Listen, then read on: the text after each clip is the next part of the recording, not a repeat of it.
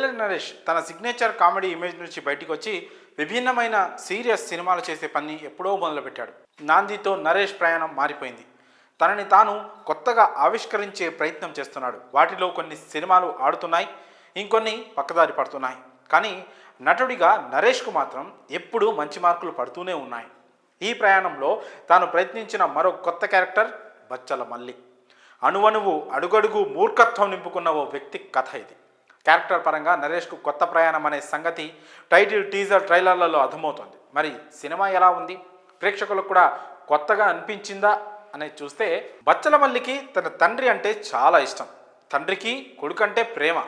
అయితే తన తండ్రి సత్యనారాయణ రెండో కాపురం పెట్టాడన్న కోపంతో మూర్ఖుడిగా మారిపోతాడు మల్లి. అప్పటి వరకు గొప్పగా చదివిన మల్లి ఆ తర్వాత చదువు జోలికి కూడా వెళ్ళడు. చెడు తిరుగుళ్ళు, చెడు సావాలతో నాశనం అవుతూ ఉంటాడు.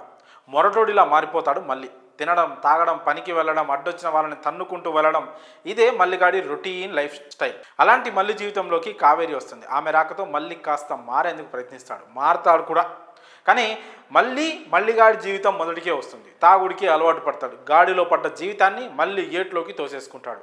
అసలు మల్లి జీవితంలోకి వచ్చిన కావేరి ఏమవుతుంది? మల్లి జీవితంలో హెడ్ కానిస్టేబుల్ లక్ష్మీనారాయణ, గణపతిరాజు పాత్ర ఏంటి అన్నది తెరపై చూడాల్సిన కథ. జీవితం అన్నాక పట్టు విడుపులు ఉండాలి.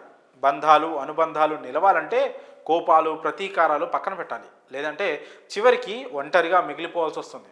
బచ్చల మల్లి జీవితంలో జరిగేది అదే. ఇదో క్యారెక్టర్ డ్రివైన్ సినిమా.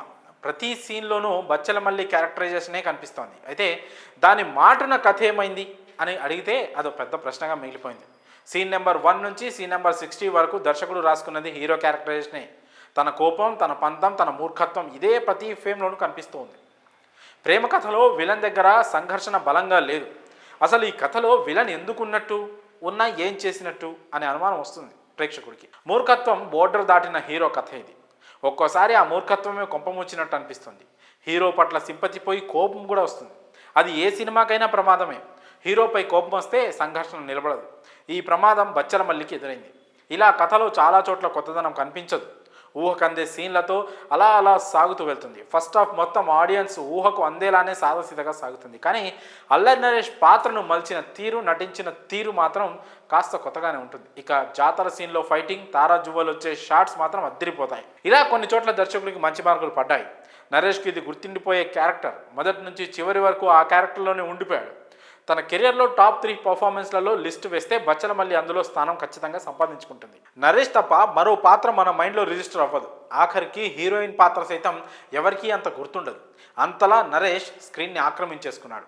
అమృత అయ్యర్ సాంప్రదాయబద్ధంగా కనిపించింది. రావు రమేష్ తనదైన మార్క్ నటన ప్రదర్శించాడు. ఇలా మిగిలిన నటీనటులంతా తమ స్థాయికి తగినట్లు నటించారు. టెక్నికల్గా బచ్చల మల్లి నిరాశపరచదు.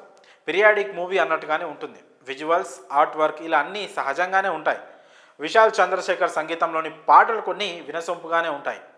ఆర్ఆర్ చాలా చోట్ల ఆడియన్స్ను ఆకట్టుకుంటుంది. నిర్మాతలు పెట్టిన ప్రతి పైసాను బచ్చల మల్లి తీసుకొస్తాడా అనేది ముందు తెలుస్తుంది.